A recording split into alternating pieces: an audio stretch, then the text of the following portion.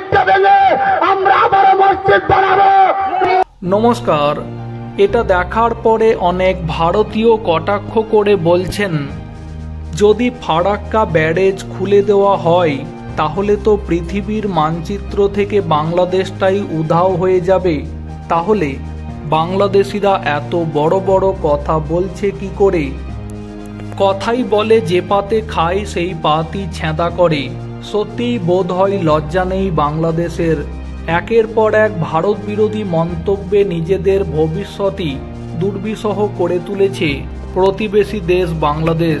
এবার এরকমই এক ইসলাম ধর্মগুরুর মন্তব্যের ভিডিও সোশ্যাল মিডিয়াতে ভাইরাল হয়েছে।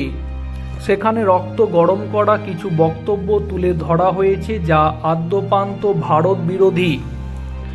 ওই বাংলাদেশি হুজুরের বক্তব্য, ভারতের ওপর খুব তাড়াতাড়ি দখল নেবে বাংলাদেশ, আর তখনই ভেঙে গুড়িয়ে ফেলা হবে অযোধ্যা রাম মন্দির।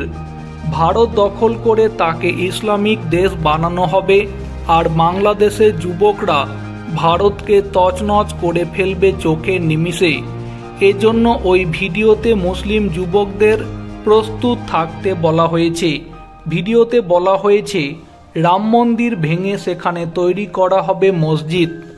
বাংলাদেশি হিন্দুস কমিউনিটির এক্স হ্যান্ডেল থেকে এই ভিডিওটি সোশ্যাল মিডিয়াতে শেয়ার করা হয়েছে।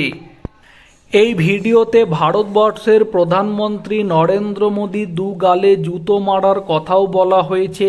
খুব তাড়াতাড়ি এই ধ্বংসের খেলা শুরু হবে বাংলাদেশে বলে জানিয়েছে মুসলিমদের ওই ধর্মগুরু।